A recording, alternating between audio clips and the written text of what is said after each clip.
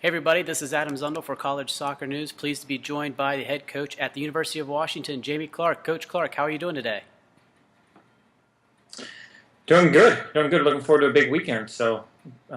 Big things ahead, hopefully. Now, before we talk a lot about this season, and we certainly will get to that, I was curious to maybe go through your career a little bit so far. And, obviously at Harvard and Creighton and now at Washington. What were some of the things that you were looking for from each stop, and then ultimately that led you to Washington?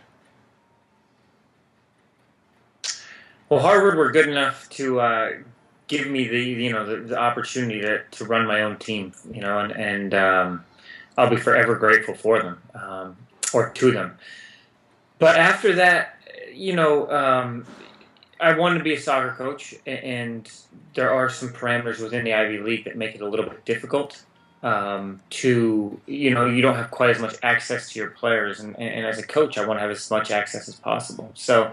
Um, I moved to Creighton, and there's no better soccer school in the country, and it's a great institution as a whole. My wife and I thought that would be our move for 10 years. But uh, you know, as things happen, we moved a little bit sooner than we thought we would. And her family's all from the Pacific Northwest. It's an incredible place up here. I think this is, maybe the best school in the country in terms of location, city, living. It's got the whole package, big conference athletics. So it was something I just couldn't pass up. And hopefully I'm here for a long time now. All right, let's reflect a little bit on last year, an amazing season. Have you had any opportunity to kind of think about what a year that was, and not just the year that it was, but how far you'd been able to get the boys in such a short amount of time? Last season was a special one. I think anytime you do something for the first time, it's always great, and that's what we managed to do. You're making new strides, new progress within the tournament. Huge, long, undefeated streak. We never quite got a number one ranking, but we were close a couple of times, and then we petered out right before the Final Four. But we did a lot of special things with a group who'd never done them before. That was really fun. But now it's a new challenge, and you never want to look back too much. It's fun to reminisce with the old guys, but you can't get lost in that. You just got to keep working forward and try to make every year just as fun. Well, let's go ahead and talk about this season a little bit. You had a couple of challenging exhibition games out in Big Ten country before starting the season. But what are some things you know for sure about your team? And maybe it's some score, putting the ball in the back of the net. But what are some things you still need to learn? This will be the most fun team we've ever had to watch. It's a great, a lot of guys. We can play out of the back. We can spread the field. It's a very different feel from our teams in the past, and teams and recruits and alums and everyone are really excited about how we look. But I'm still nervous about the end result, and there's two different pieces that you got to do both sides of it. You got to look good, but you got to end up winning games. And first two regular season games, everything was going right. We were scoring goals, winning games, creating chances. And then we ran up against a really, plucky St. Mary's team that, we still created a lot of chances, but, they were a bend not break defense, and we only scored one goal. So, the big challenge is going to be making sure that our chances end up being goals. Tell me a little bit about, you got a couple of guys on the Mac Herman trophy list, but I particularly want to talk about your goalkeeper. After having sat out most of the season last year with the injury, how did that benefit him, from seeing the game? Spence made huge gains. He thought about going pro, but I don't think he wanted his college career to end with a broken leg and a missed season. So he chose to come back for a fifth year, even though I think he would have done well had he left too. But he had unfinished business to take care of. One of which will be to step right back on the field against UConn on Friday night, the team he broke his leg against last year. So I know he's excited about that. But he's put on probably 10 pounds of muscle.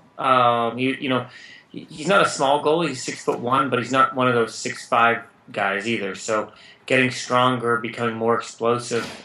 He really worked hard in the weight room and took care of those things because he's got all the other tools. He's a gamer, unbelievable reactions, good feet. So, the final piece of the puzzle was take 3-4 months out of your game and really work physically, and he's done it, and he looks fantastic.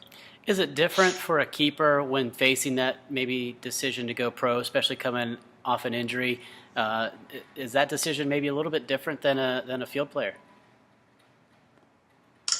To me, I say to all our guys the same thing. If they're having fun, they're thinking they're getting better, and they're progressing towards their degree, then they're in a good place. But I think if any one of those three falls away, and people may say goalies have a longer career, but even with a field player, and we had a few guys offered contracts of out of our 10 field players last year too, and we asked those same questions. Are they getting better? Are they improving?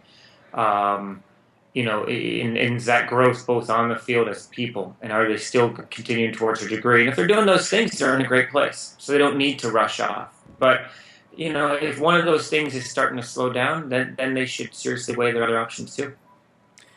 All right, breakdown this weekend. You talked about it. You got some people coming over to your place. One of them's UConn. What are you looking forward to in both matchups against them and Penn?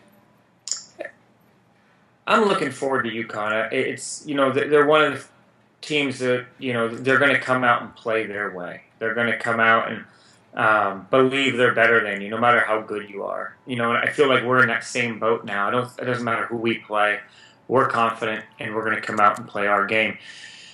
So instead of playing a team that's going to sit and counter and transition, which is all fair and well, we've been in that boat too. We're really looking forward to a game that's going to push back on us, and they're going to attack us and challenge us and really show weaknesses that we may have. But until you play those games, you never know. So this is going to be a fun one. I hope I hope we can continue our style of play and continue to really attack and see if we can dictate and carry play against a who I think is a top 5 team. I know they've had a couple bad results, but in the end of the season, I believe they'll end up in the top 5.